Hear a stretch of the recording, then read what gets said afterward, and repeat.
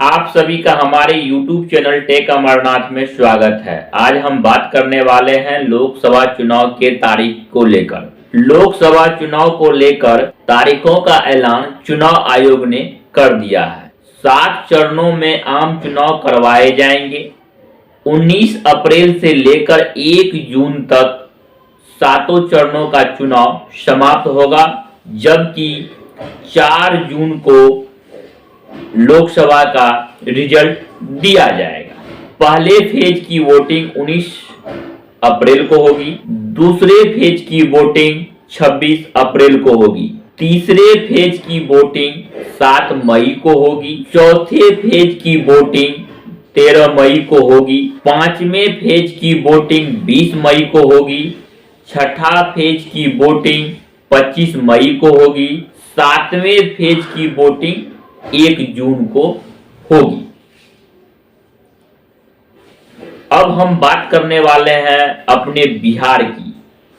बिहार में 40 सीटों पे लोकसभा का चुनाव होना है।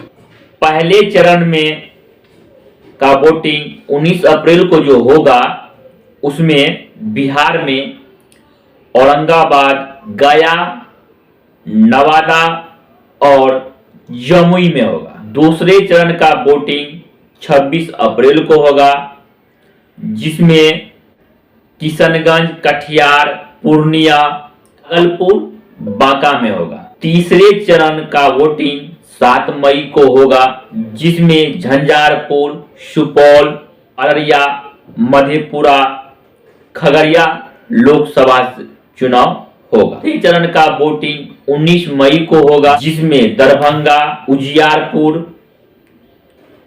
समस्तीपुर, बेगूसराय और मुंगेर। पांचवें चरण का वोटिंग 20 मई को होगा, जिसमें सीतामढ़ी, मधुबनी, मुजफ्फरपुर, सारण और हाजीपुर में होगा। छठे चरण का वोटिंग 25 मई को होगा, जिसमें वाल्मीकि नगर, पश्चिम चंपारण, पूर्वी चंपारण, शिवहर, वैशाली, गोपालगंज, सिवान और महाराजगंज में चरण का वोटिंग 1 जून को होगा, जिसमें नालंदा, पटना साहिब, पाटलिपुत्र, आरा, बक्सर, सासाराम, काराकट और जहानाबाद में होगा।